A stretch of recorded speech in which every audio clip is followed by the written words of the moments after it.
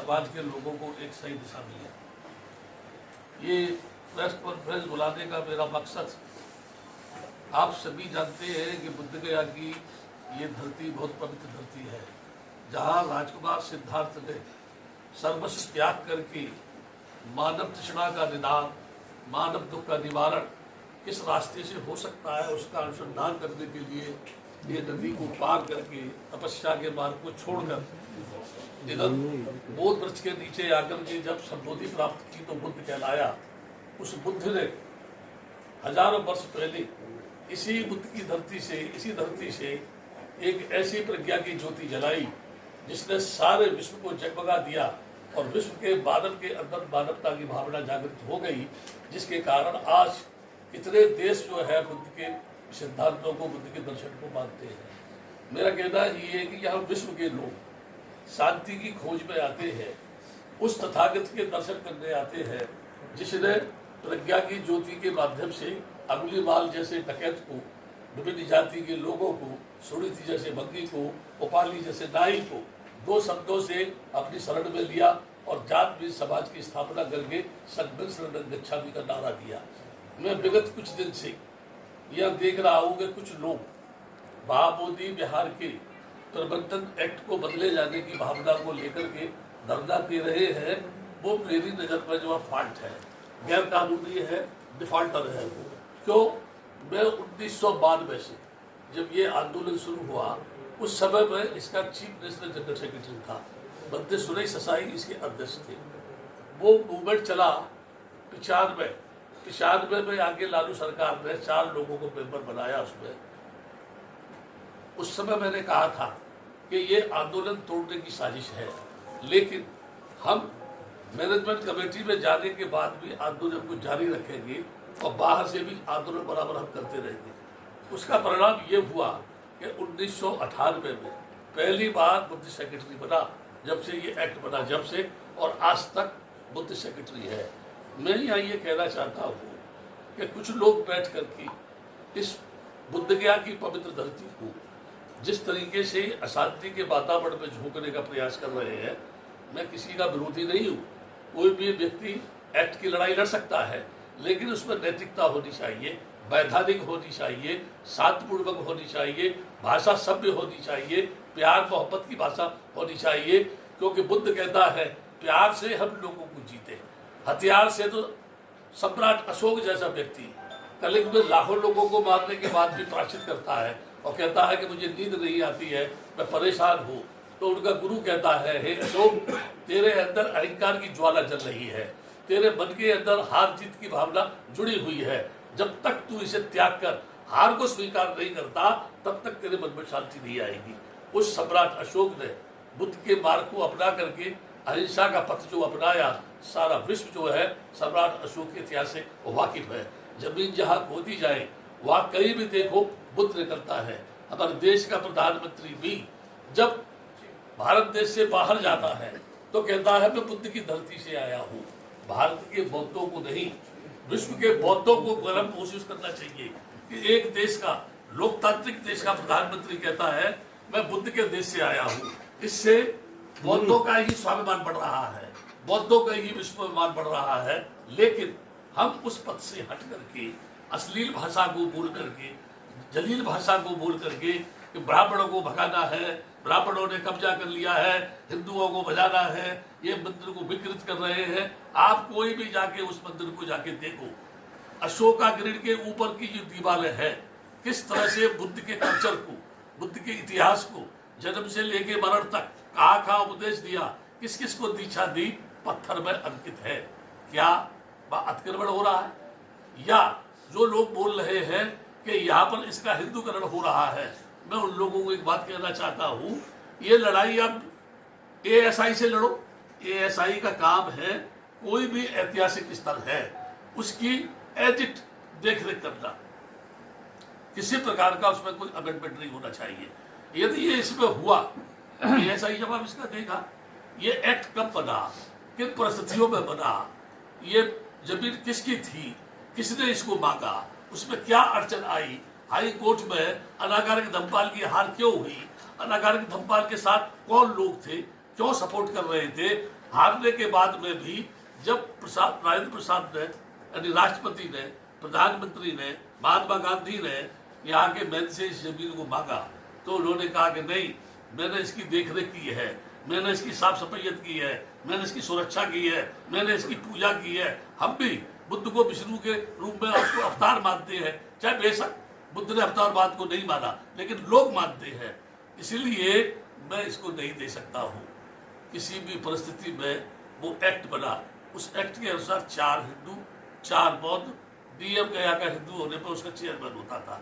मैं आपको बता दूं, उसमें हिंदू क्लोज जो था डीएम का, वो भी हटा दिया गया, क्योंकि मैं नीतीश कुमार मुख्यमंत्री से मिला, लालू से भी मिला, गवर्नर से भी मिला, प्रधानमंत्री से मिला, विभिन्न पार्टी के नेताओं से मिला, उसके साथ साथ मैं देवगौड़ा प्रधानमंत्री से मिला, इसके साथ विभिन्न जैसे कम्युनिस्ट पार्टी है या आरजेडी पार्टी है या कांग्रेस की पार्टी है, यानी किसी भी पार्टी के लीडर को मैंने छोड़ा नहीं जिससे मैं मिला नहीं, क्योंकि मेरा कहना ये था ये बौद्धों के खिलाफ एक्ट है। इसलिए हमारी मांग ये है, हम प्रबंधन एक्ट में हिंदुओं को किसी को रोकने की बात नहीं कर रहे हैं, हम केवल प्रबंधन एक्ट में प्रबंधन की बात कर रहे हैं। इसका प्रबंधन बौद्धों को मिलना चाहिए, ये बात उनको मुझे कन्विंस करना था। उन्होंने उसको माना, उन्होंने उसको स्वीकार किया। तब पहली बार सेक्रेटरी बुद्धिस्ट बना। उसी समय जो भंते इस समय वह बैठा है धरने पर, उसका नाम प्रज्ञाशील है। शुरू में फर्स्ट में उसको मोम की चीफ बनाया। मैंने जो प्रस्ताव रखा, 12 भंते वहाँ बुद्ध विहार की देखरेख करने, पूजा करने के लिए रखा गया, उसमें ये चीफ मेरे साथ बैठा हुआ है अभी, ये सत्यानंद है। ये बाद में से ही 95 में जब लोग मेंबर बने, जब से ही उस टेम्पल में ये पूजा पाठ करता था वहाँ पर। तो मेरा कहना ये है, जो सेक्रेटरी 3 वर्ष तक बुद्ध गया के प्रबंधन को नहीं चला सका, कैसे उम्मीद की जा सकती है कि जो लोग ये धरना दे रहे हैं, क्या ये बुद्धिस्ट हैं या इनको उन लामाओं का समर्थन है, क्या इनके ऑथेंटिक भिक्षुओं का इनको समर्थन है, क्या इनके साथ विश्व महासंघ है, क्या इनके साथ ऑल इंडिया विश्व संघ है, कितनी भारत की बौद्ध संस्थाएं जो है इनके साथ है। और अगर बुद्धिस्ट हैं, मैं कह रहा हूं एक शब्द को मेरे में ध्यान देना, अगर बुद्धिस्ट है तो बुद्धिस्टों की भाषा प्यार की भाषा होनी चाहिए, करुणा की भाषा होनी चाहिए, बुद्धिता की भाषा होनी चाहिए, एक दूसरे को जोड़ने की भाषा होनी चाहिए। असभ्य भाषा में बोलना, गुंडागर्दी की भाषा में बोलना, हम चमड़ी उधेड़ देंगे, इनको यहाँ से भगा देंगे, हमारे पास पिस्टल है, हम सम्राट अशोक के उत्तराधिकारी है। सम्राट अशोक ने भी तो हिंसा को त्याग कर अहिंसा का अनुसरण किया था। अगर उनके अनुयायी अब आगे जैसे बोल रहे हैं हम यहाँ अशोक जयंती मनाएंगे, यदि आप बुद्ध जयंती को छोड़ करके अशोक जयंती पे आ गए तो आप तो बुद्ध के आदर्शों का ही हनन कर रहे हैं। यहाँ प्रतिवर्ष मैं बुद्ध जयंती समारोह करता हूँ, 37वीं ये बुद्ध जयंती है इस बार। उसके बैनर पर लिखा है, ये जाके देखना, अभी निमंत्रण दे रहा हूँ सबको, उस पर लिखा रहता है अखिल भारतीय भिक्षु महासंघ एवं अखिल भारतीय बुद्ध गया महाबोधि विहार मुक्ति आंदोलन समिति के तत्वाधान में अंतरराष्ट्रीय बुद्ध जयंती समारोह का आयोजन 3 दिन तक यहाँ पर होता है। अभी भी कंटिन्यूस परमिशन लेकर के मैं 3 दिन तक उसको यहाँ मनाता हूँ। मेरा ये कहना है, ये एक्ट की लड़ाई नहीं, ये धन संग्रह कराने का धंधा है। अगर आकाश लामा सही मायने में लामा है, अभी बताता हूं मैं धन संग्रह कैसे है। अगर वो सही मायने में लामा है, क्या वो लामा की ड्रेस पहने है ना, वो ऊपर से चंदन ओढ़े तो लामा नहीं हो जाएगा? क्या लामाओं का समर्थन उसको है? अगर लोग बोल रहे हैं कि अमेरिका का समर्थन, ऑस्ट्रेलिया का समर्थन, जापान, कोरिया, ताइवान का समर्थन, ये हवा में समर्थन दौड़ रहा है, जमीन पर क्या है? तो ये लोग कौन है गुरु जी? कौन? ये जो धरना पर बैठे हैं कौन है? मैं बता रहा हूँ, मैं ला रहा हूँ, उसी दिमाग को पढ़ रहा हूँ बहुत देर से, आपकी तरफ मेरा ध्यान है। ये जो लोग बैठे हैं ये अपने को बुद्धिस्ट कह रहे हैं, लेकिन इनका ढंग जो है बौद्धों का ढंग नहीं है। मैं इतने दिन से इसकी लड़ाई लड़ रहा, मैंने भी तो इसकी लड़ाई को लड़ा है। 4-4 लाख लोगों को लेकर मैं यहाँ आया हूँ।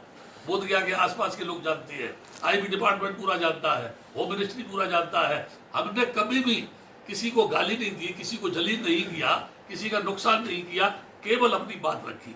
तो अगर ये उसकी लड़ाई लड़ रहे हैं बौद्ध है, तो सुनो, आकाश लामा का अकाउंट नंबर, अगर कोई संस्था एक है और वो इस लड़ाई को लड़ रही है, मुझे कोई आपत्ति नहीं है, तो उसका एक अकाउंट होना चाहिए, ठीक है। सारे लोग उस पर पैसा डालें, मेरा कोई मतलब नहीं है, वो लोग बैठे हैं वो जाने। लेकिन एक बात बता रहा हूँ मैं आप सबको, जो भी धरना पर बैठता है उसका बाकायदा सबके नाम नोट किए जाते हैं और वो शासन प्रशासन को भेजे जाते हैं।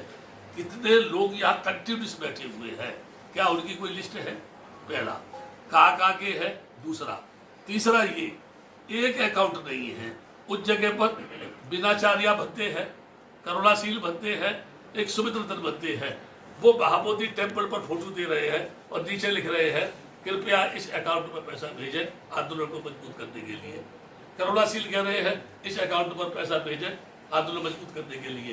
प्रज्ञाशील कह रहा है इस अकाउंट पर पैसा भेजें आंदोलन को तेज करने के लिए, ठीक है। कई भत्ते उसमें ये बोल रहे हैं और मैं नहीं कह रहा, सोशल मीडिया पर उनके अकाउंट को जो है वायरल किया जा रहा है कि हमको पैसा भेजो। तो आप मुझे ये बता दो, अगर आंदोलन की लड़ाई है तो एक अकाउंट में पैसा आना चाहिए, अलग अलग अकाउंट खोल करके क्यों बैठे हुए हैं? ये इससे साफ जाहिर होता है इनका मकसद धन संग्रह करने से है और इससे कोई मतलब नहीं है। इसलिए मेरा ये कहना है कि इस घटना से, इनकी इस भाषा से, इनकी जो असभ्य भाषा से, इनकी दादागिरी की भाषा से कहीं ऐसा न हो बुद्ध गया कि ये पवित्र धरती अशांति की आग में जलने लगे और यहाँ का वातावरण इतना दूषित हो जाए कि बाहर का आदमी भी यहाँ आने से घबराने लगे। मैं शासन प्रशासन से और आप सबसे ये अपील करता हूँ, बुद्ध गया की शांति व्यवस्था को भंग होने से बचा लो। मेरी उनसे कोई लड़ाई नहीं है, मेरी उनसे कोई दुश्मनी नहीं है, लेकिन जिस भाषा को वो जहर उगल रहे हैं और इस देश की संस्कृति को, सभ्यता को बदनाम कर रहे हैं, अगर ये यहाँ से मैसेज जाएगा हिंदुओं ने कब्जा कर लिया है, ब्राह्मणों ने कब्जा कर लिया है। जब से ये एक्ट बना, इससे पहले कभी भी इस महाबोधि विहार पर ब्राह्मणों का कब्जा नहीं रहा, ये मैं ऑथेंटिक बात कह रहा हूँ। और जब एक्ट बना, जब से लेकर के आज तक भी ब्राह्मणों का कब्जा नहीं है। 170वां कर्मचारी है, उसमें 2-4 को छोड़ दिया जाए तो बाकी सारे कर्मचारी जो है वो नॉट जो है ब्राह्मण है। इसके अलावा मैनेजमेंट कमेटी में आप जाए, एक बार भी ब्राह्मण सेक्रेटरी नहीं बना। वर्तमान में भी 2 जो मेंबर हैं वो गैर जो बौद्ध मेंबर है उनमें भी कोई ब्राह्मण नहीं है और सेक्रेटरी 98 से आज भी जो है बुद्धिस्ट श्वेता भारती है। तब मैं ये कहूँगा कि ये बात जो लड़ाई लड़नी है तो भारत के भिक्षुओं की एक मीटिंग करो, उन लोगों को विश्वास में लो, लोगों को विश्वास में लो, मंत्रणा करो। मैं भी बात करने को तैयार हूँ, पहले से जुड़ा हुआ हूँ। हम सब मिल करके शांति के पथ पर चल करके एकता के साथ इसकी एक्ट की लड़ाई लड़े तो ये कामयाब होंगे। जब 3 पिटीशन सुप्रीम कोर्ट में दायर है, मैंने गवर्नमेंट को मेमोरेंडम दिया, वहां से जवाब मुझे मिला कि 3 पिटीशन सुप्रीम कोर्ट में दायर है।